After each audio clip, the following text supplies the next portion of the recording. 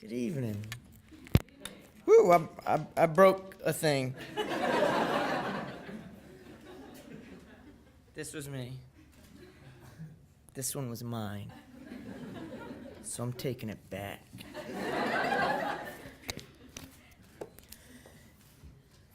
This is odd having this thing, but makes me feel studious. In my library, there are 17 books. One, I held a shrine to you above my head for so many years.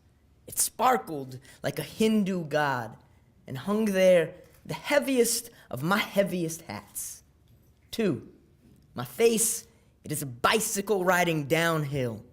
Lick me with your headlights. I'll forget my helmet at home, break my femurs upon your fender. Three, I'm filled with so much hip-hop. My elbow rhymes with dirty sandwich.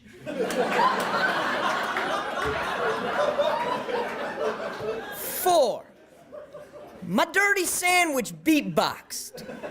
And my elbow said back, I placed 2 pancakes upon 2 plates. When I cut them back and forth, the porcelain breaks.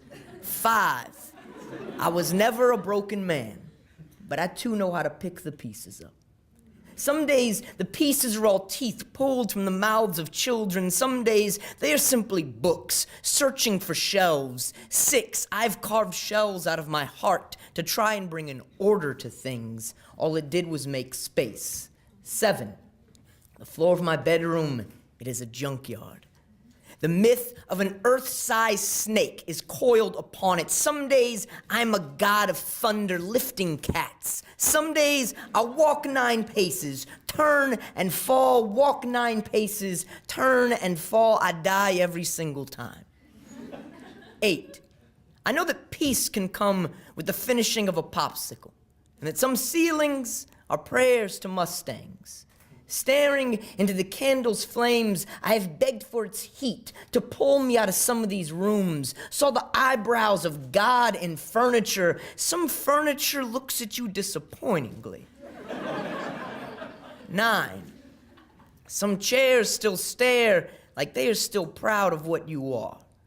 10, some ladies' legs are shaped like confessionals.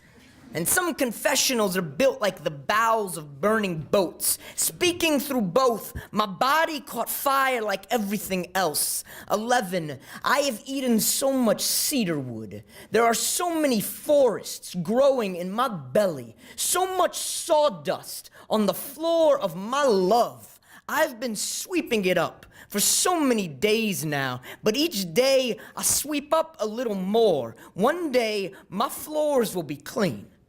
12, I clench my hands into fists in case I run into myself. I have something I want to give him. I won't know what it is until he's standing before me, prying the palms open. 13, I was 8 years old the first time I learned to break dance on the floor of Angela's bohemian loft apartment. Little Ray, he taught me the centipede. He was 13 years old and had a skateboard, was a lighthouse, a tower, Antarctica, so damn cold, he dropped the D and came up with an extra O. 14, I have pulled the bones out of my body to carve temples from them. There is holy text under my nails. I do not know what it says, but some days are spent doing nothing but staring into the tips of my fingers. 15, hold a mirror up to what I once was. You would only see guitar strings shimmering in the light. 16, when I snaked my body like the river,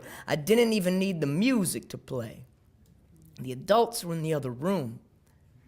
I used the floorboards as the beat.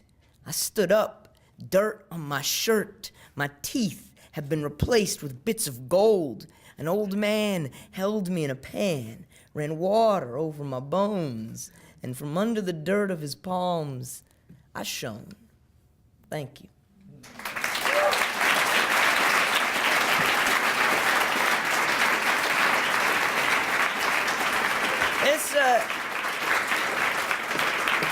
It is a real treat to get to be here tonight, so thank you for coming out tonight. Come closer. Come closer. Come into this. Come closer. You are quite the beauty. There is joy in how your mouths dance with your teeth. Your smiles are simply signs of how sacred your life actually is, so come into it. Come closer. Know that whatever God might be, he asked of the world to help him make something of worth. He woke from dreaming, scraped soil from the spaces stuck somewhere inside himself. He made you. He made you and he was happy. You make the Lord happy. Come into this. Come closer. Know that something softer than us, but just as holy, planted pieces of himself into our feet that we might one day dance our way back. Know that you are almost home. Come just a little bit closer. There are birds that beat their wings beneath your breastplates.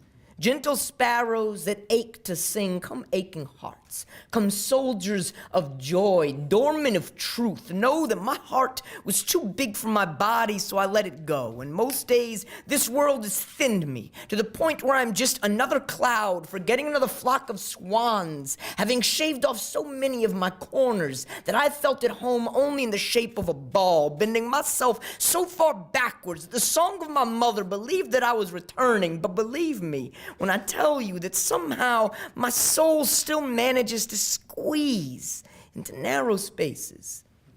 Place your hand beneath your head when you sleep tonight, and perhaps you will find it there, making beauty as we sleep, as we dream, as we turn over. When we turn over in the ground, may the ghosts that we have asked answers of do that turning, kneading us into crumbs of light and into this thing-love thing called life. Come into it, come, you wooden museums, gentle tigers, little giants. I see teacups upside down, glowing across your grins. Your hearts are like my hands.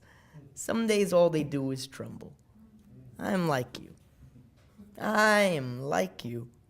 I too at times am filled with so much fear, but like a hallway must find the strength to walk through it. Walk through this with me, through this church of blood, bone, and muscle that is ours. There is a doorknob that glows like chance before you. Grab it, turn, and pull. Step through, back straight, chin up, eyes open, hearts loud. Walk through this with me. Walk through this with me. For you and me, you and I, we are not so very different. We are more alike at times than we appear to be. We all wanted a high school sweetheart. We wanted to be young in the 50s with meatloafs and sock hops and lawns so perfect they looked like Clark Gable was kissing them. We wanted to be 13 and alive and meet a girl that was 13 and alive and walk with her past the grandstands, to sit and hold hands with, to sit and sit with, to sit and kiss with like it was something that you would miss, but that never was. We once wanted to be poor, but not too poor. Connecting this country like Kerouac and thumbs, pulling small-town waitresses into back seats and trailer park homes, where the two of you would find passion expanding between the locking of your bones until morning would come to find you out on the road with your pockets empty except for your hands. But your hands, they'd be overflowing with your soul. But that's not what happened. We once went to bed like between the bed sheets was a valley where dinosaurs still breathed. And how we would capture these triceratops and brontosauruses, but even he was opened up with the smoke that rose out of the homes and the corners that we once climbed through. The streets and the footballs with which we once threw, the school desks upon which we once drew, the windows that sat open through which we once flew before the outside world of parking spaces and dead friends came flooding on in. And we forgot what we wanted, and we became what we become. Waitresses, bartenders, city employees, temp positions, weird junkies, and one-kiss poems, and we cry the stars as we write our scars onto dumpsters and electric boxes, because the only thing that we can hear is our hearts, and the only ones listening are the streets, the blood that breathes, the letters we leave, and we dream to rise ourselves up out of these burning buildings, but instead we get buried somewhere beneath, because I know my life is like some high school kid's notebook, that kid that shuffles back and forth between school and home, stacking the letters and the pictures too close for anyone outside of his own imagination to read, because it's through the ink that his heart beats, that his heart breathes, and we all just wanted to write these notes. Check if you like me. Check if you don't. Check if you'll date me. Check if you won't, because we all wanted the love songs to be true, and we did love dinosaurs once. We wanted the stars to hold our hands, to lick the teeth, to fuck us, but they ended up fucking us. So let your smiles twist. Like my heart dancing precariously on the edge of my fingertips, staining them like that same high school kid licking his thoughts using his Sharpie tip, writing, I was here. I was here. And ain't none of y'all can write that in the spot that I just wrote it in. I'm here, motherfucker, and we all here, motherfucker, and we all motherfuckers, motherfucker, because every breath I breathe brings me a second closer to the day that my mother may die, and every breath I take takes me a second further the moment she caught my father's eye, and every word I carry is another stone to put into place, and the foundation I'm building these are days in a race, something that I never saw, what all of us wanted and what none of us got, what we all had and have, and we all forgot, that we all wanted to be something, that we all became something, and it might not be the mess we thought to be when we were kids, but something is still something, and like some cats say, something's better than nothing. Feet are smarter than an engine, and dreams are stronger than thighs, and questions are the only answers we need to have to know that we are alive at a time when I held the mind of a child, asking, why is 2 + 3 always equal to 5? Where do people go to when they die? What made the beauty of the moon and the beauty of the sea? Did that beauty make you? Did that beauty make me? Will it make me something? Will I be something? Am I something? And the answer comes, you already are.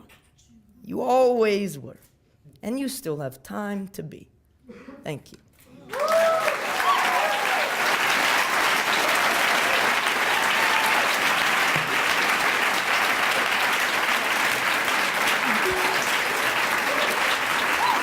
Thank you, Minneapolis.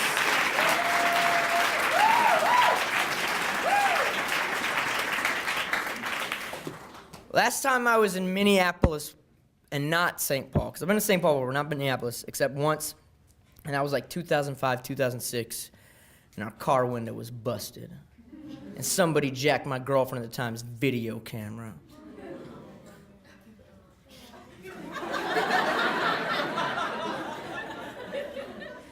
But I had a delightful day here today, so there's nothing to even forgive. This is a piece I wrote for this show called The Encyclopedia Show, and they take artistic collaborators and give them a topic that's part of a larger topic. So maybe they'll have a themed show about bears, and people will be assigned to write about polar bears and grizzly bears and the Chicago Bears, and people usually make these strange amalgams of fact and bullshit. And so this is one that was down in Austin on stereotypes.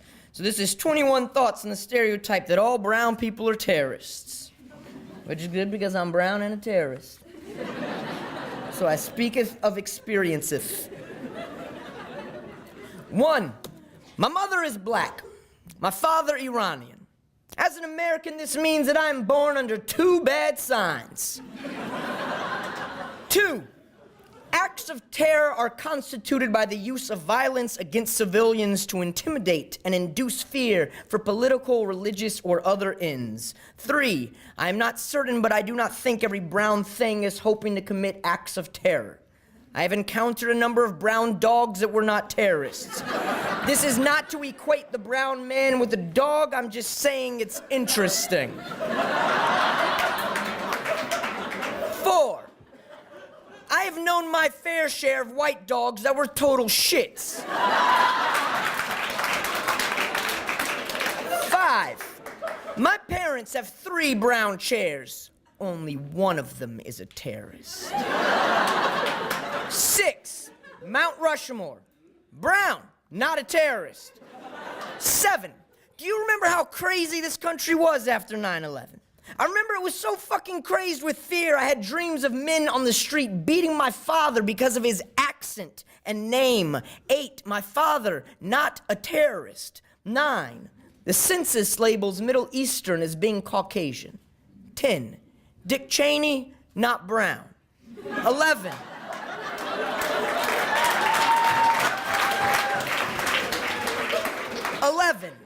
Noam Chomsky says if they do it, it's terrorism. If we do it, it's counterterrorism.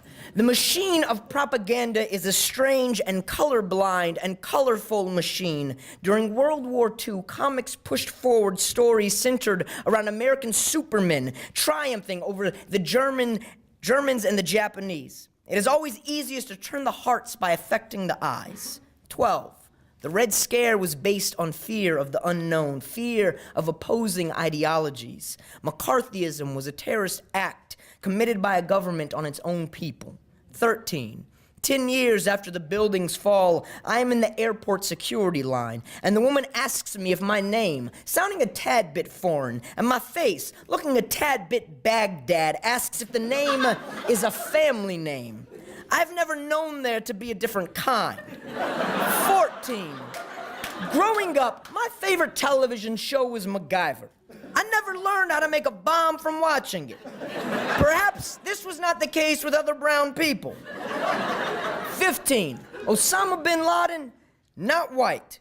16. My friend Tim Perkins told me when he was a kid he went to a largely black school. He's white. One day, his friends were talking about white folks and he asked, well, what about me? They said, you're not white, you're Italian. This has nothing to do with terrorists, I just find it interesting. 17. The most famous American domestic terrorist, Timothy McVeigh, killed 168 innocent people in the Oklahoma City bombing. Timothy McVeigh, not Italian. 18. The IRA has committed acts of terror for 70 plus years. How long before did England begin theirs? 19. The American presidency, like the leaders of all nations, comes with it the administrating of acts of terror for the betterment and protection of its citizens. Bush and Clinton. This does not make it right, it only makes it quieter. 20. Sometimes, when I watch television, I ask myself, is that brown man a terrorist? What about that one? And that one, is he? The first man is Wayne Brady, of course. The second is Aziz Ansari. The third is my president. I do not know the answers to my questions. 21. Public Enemy tells me this country is a fear of a black planet. Such heavy clothing fear becomes upon our bodies. Our coats will not save us, no matter how clean, how starched, how bright and white they may be. We are all Russians. Every one of us Russians, born under a strange time in American history. Thank you.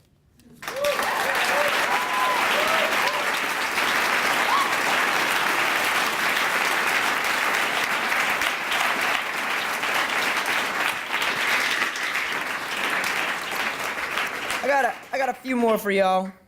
Here's something a little bit lighter.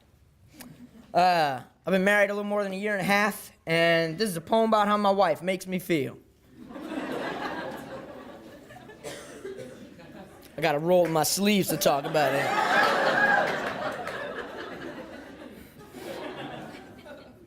This is how she makes me feel. Like a nuclear reactor power plant. It harnesses not any strange, harmful energy, but rather the energy of the sun, of daisies, of golden marbles filled up past the brim. Behind me, there is a rainbow. The nuclear reactor that I am harnesses the power of that rainbow as well, capturing the whole spectrum of color and light. This is how she makes me feel. Like a great gray stone tall tower rising up out of the ocean. From my window at the top of that tower, I watch the world. I watch the waves. There is nothing but ocean for so far. From up here, the ocean looks like it is the biggest thing in the universe. From up here, it is the universe. From my room, sitting atop the top of the universe, watching its waves of water move in unison together, I feel like maybe I am bigger. This is how she makes me feel. Like I was 17, running slow motion through a field, lit with light, particles of dust, moving through the air, the sun burning their bodies. Perhaps it is dust, perhaps it is magic dust. Perhaps this magical dust is what I am made from. I open my eyes, and everything I see floats. I'm on a boat. It is night, The world has calmed itself just to hold me inside all that is darkness, just to rock me gently. This is how she makes me feel. The subway chambers of Moscow. I am vaulted. I have giant chandeliers hanging from my underground ceilings. I glow with so much light. I am a ballroom for the trains of Russia. If you happen to be a child that has climbed down my steps to yell into my body, those echoes will bounce their way across these vaulted underground ceilings. This happens all the time. My dark tunnels are filled with these sounds. This is how she makes me feel. Like I will live forever. Like there is nothing that could possibly harm me. Like this body will somehow stay young and perfect. There are cities growing inside my chest. The cities all look like New York in the 50s. Every building is tall enough to touch a cloud, every automobile a convertible. The men all wear hats and neckties. The women all have beautiful shapes of color upon them. Someone has saved a baby, there is a parade. Someone has saved all the babies. There is the biggest parade moving through my streets. The skies explode with ticker tape. Strangers kiss on every corner. Their kisses are what make me live forever. This is how she makes me feel. Like honey and trombones. Thank you.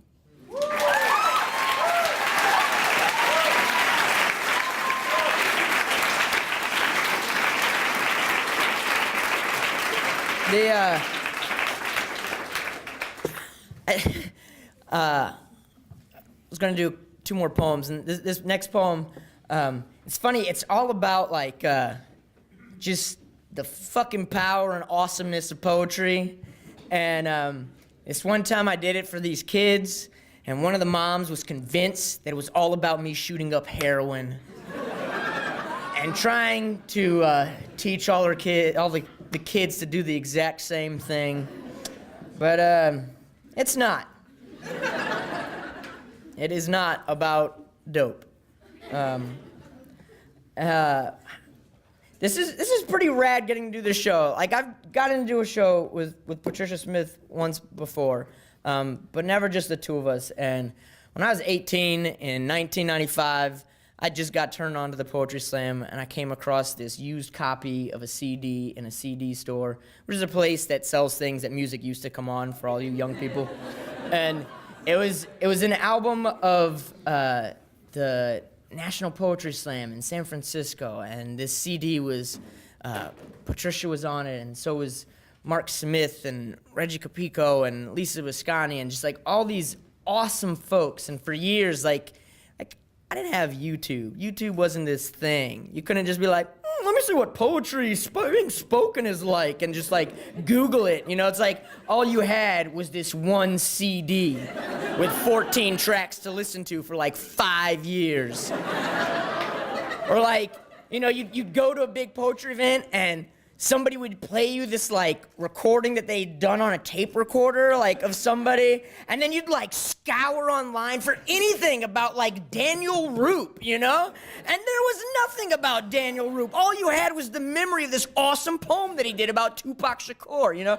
And so like for so long that CD just, you know, was my classroom and my anchor. And so it's a joy and a blessing and an honor to get to be in the same room, much less share the same stage space as Patricia Smith. So that's just a personal awesomeness. Thank you to Bow for thinking of me in regards to this evening. But that being said, back to some poems. The poem that's not about heroin. It's called Galumphdy's Nuts. I didn't say that when I was doing it for the kids, by the way, because they were like 10, so I didn't use the phrase D's nuts. I just used the second half of the title. So the title is called Galumphdy's Nuts, Galumphdy's Spine, Shoulders, and Collarbones of Mine. In my underwear, I write poetry. 2-headed poetry. 3-legged poetry. Poetry with 10 spigots and no training wheels. There are flames airbrushed across my back, and I have bare feet. Bare feet. Bare feet. Ah! feet. Speak up, I walk with sticks in my ears and filling twigs with sentences, filing my nails down with memories. My love, it can shave diamonds. Scientists speculate over it. I come from the moon. Neil and Buzz and that third guy, they walked across my tummy. I giggled and a spoonful of chair tasted like cherries and wallabies. I write 2 underwear poems. My poems take off both underwears and ants naked around the candelabra in the living room. I am writing wrist and rubber bands on the back of the belly's bathtub, pressing my lips to the shower curtain. I whisper, the goat man is in the woods dancing. The chupacabra, the bookman, the golden nugget. There was a cloud splintering like a kneecap inside of my leg. Buy me pants, mother. Buy me a hat. There are moths in my shoulders. I am shaking. I am full of love. I was full of love. I carved out pear-shaped slices of it and fed 1,000,000 tired ankles. God sat on my shoulder like a cricket. I swatted a bee like a father's advice and asked for it again. Where can I go when every bridge has wheels running alongside its bottom? But I write poems with no training wheels. I write my skull like it was a color I was picking up and examining inside of my hands for the very first time. Standing at the corner of Central Park East and 63rd Street, I hold an imaginary football like a small child. Stand 2 inches in front of a yellow wall and scream directly into the wall's bricks, "Go deep!" And as I fling the big skin against the wall, I try to catch my childhood bouncing back at me. Go deep! I'm a 3-headed galumph, a blue giraffe, a water fountain on the moon. Catch me, carbon. Catch me, galumph. Catch me, galumph catcher. Catch me, Lord. Hold me like a bowl, like how the clouds hold the moon, holding the rooftops of the city in my memories, in my veins. In my veins there was a lonely mermaid, murmuring all day long. She sing, he sing, such beautiful songs. Her throat, it is a girl I once knew. Her nose, it is made of silver. Her backbone is a plum. Her backbone is a plum. Thank you.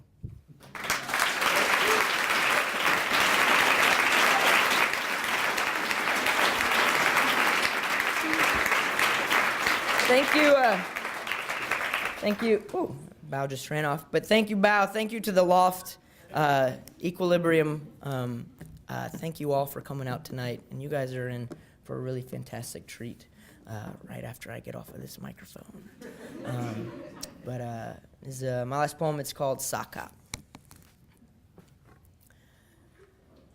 I was just following the little dog through the skinny trees. I was just collecting water glasses. I was taking them to the well and carrying them back, one by one, trying not to drop a single drop. I was wearing the same shirt as the day before, and the day before that, and the day before that, and the day before that. Asking all of my ghosts to join me on the dance floor. Let's twist, let's shimmy. While the room waltzes, I will Watusi. I was Jimmy Switchblade. I was the Three Cherries gang. I was the tallest cigarette in the pack. I was black jacket, collared up. I was actually yellow shirt lost. I was laying in the dirt and piling it on. I believed if I kept trying to bury myself, then perhaps I could talk to some other world, but I just got dirty. My belly was heavy. For months, I could barely move. After she left, I barely moved. I watched the sun go down, and in its absence, I dreamt of the bicycle. But I did not know what the bicycle was. I dreamt of the bicycle and thought, what a strange horse that fish is. Do I kill it or ride it? How do I do either of those? Instead, I rode the airplanes like they were church, staring out the windows, hoping my chains would not climb this high. At this altitude, all my angels were turning blue. I made a list of my body parts that no longer worked, folded it into an envelope, hoping my mother or my former lover would one day come across it. That list is a poem, not a list. So is this one. I rode the airplanes until they brought me 530 miles from the room that I was born inside of. My fists then were not so much smaller than they are now, simply tighter. I've been shrinking. I've been shrinking more and more with every coming month. The South, it is my beautiful bed. One day bury me in it. Till then, I will touch it from time to time. carry me inside of its wet, wet heat. I sweat when I walk. When I walk, I see my dreams come closer. What I thought was a horse or a fish was really a girl on a bicycle. She had small fingers but reached them towards me. I neither killed nor rode her. All I did was make a hand. All I did was get wet. All I did was shake my body like a library in an earthquake. I spilled my books like holy water. The ceiling spun in closer to read all that I was. I was 1,000 years of hard-covered spines, splinters on my tongue from licking the roofs of so many fallen cathedrals. I'd worked so long and hard for this heavy sorrow. So I asked my boss for the night off, caught another plane, rode it to a dance in Chicago, combed my hair, slicked down with pomade, put my shiniest belt buckle on. I saw Susie on the dance floor. She put a quarter in the jukebox, grabbed me like a policeman and asked, "What you do, Ace?" I told her I work at a malt shop, and sometimes I bury things, but I ain't too good at that. I ain't always too good at that, I told her. She looked at me like we had prayed on the same cliff. She told me she didn't believe in God anymore, and I told her I still did. Her and I, we pray on the same cliff. She held me like a handcuff. I swallowed keys. I danced with Susie all night long. I'm still waiting for that sun to come up. I don't care if it never does. I'm warm enough. Here, I'm warm enough. Thank you very much.